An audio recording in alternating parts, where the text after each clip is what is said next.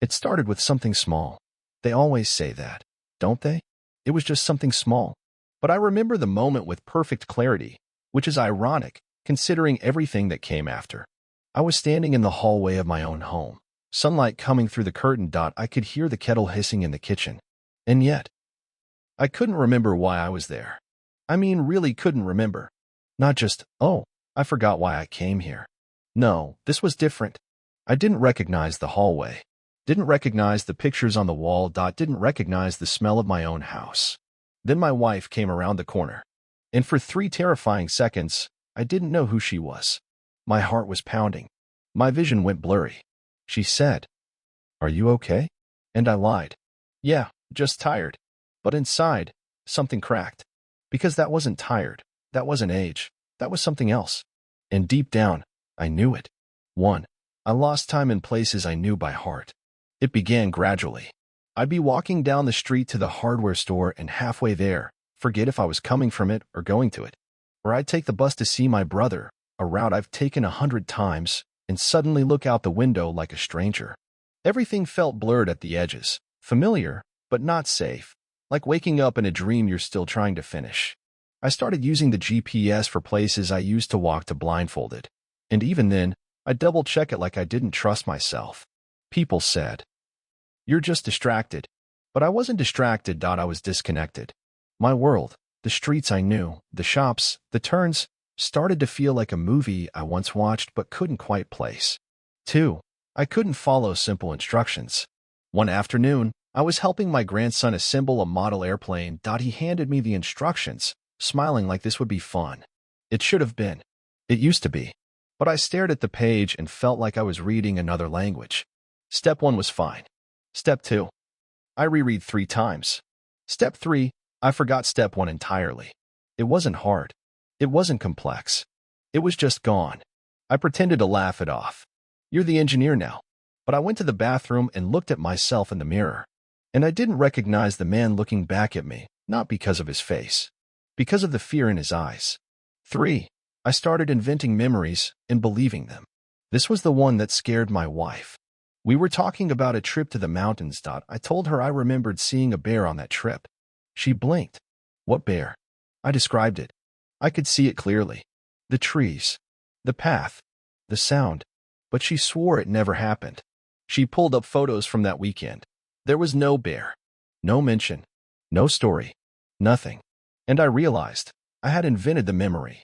Worse, I believed it. Not like a lie. Not like a dream. Like something real. That terrified me.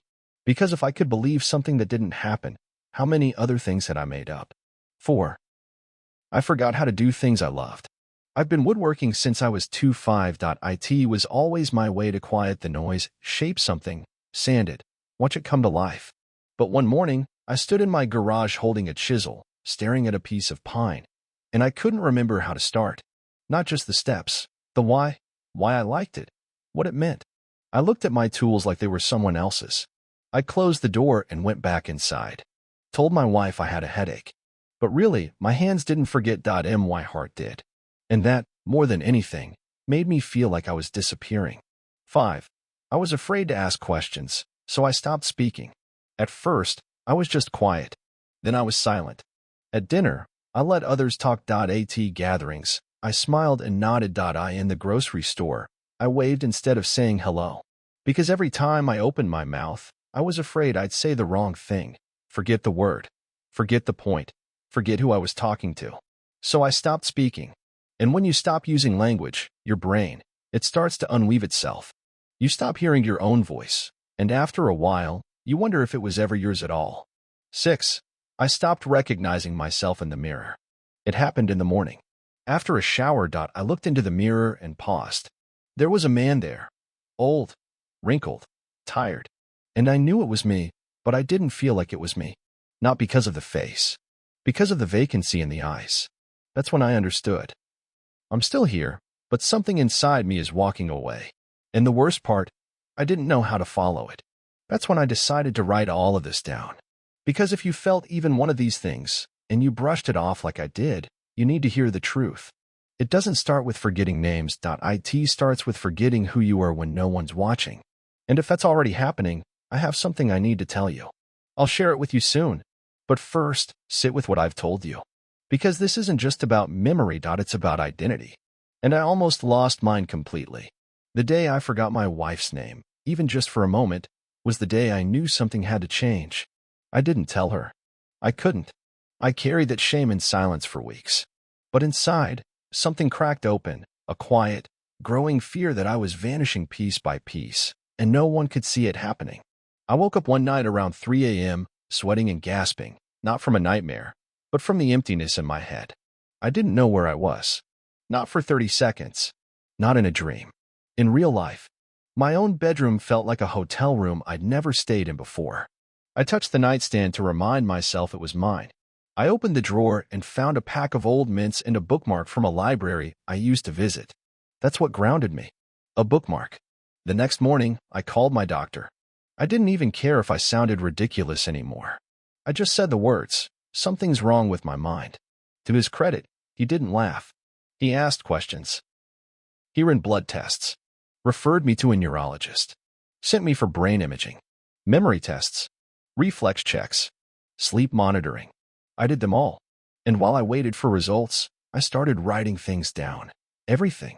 What I ate, who I talked to, what I said, where I put my keys. Every detail. The diagnosis wasn't Alzheimer's. Not yet.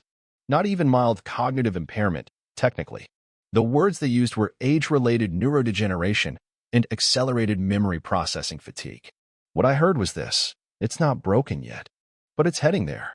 That moment became a fork in the road. I could either watch myself fade out like an old photograph, or I could claw my way back. I chose to fight. First thing I did was fix my sleep. I bought a CPAP machine after they diagnosed mild sleep apnea. It wasn't dramatic, no gasping, no choking, but enough little interruptions in the night to rob me of deep REM cycles. The kind of sleep your brain needs to rinse itself of toxic waste. Literally. There's a system called the glymphatic system that clears beta amyloid buildup, the stuff linked to Alzheimer's. Without deep sleep, that garbage piles up. No one ever told me that.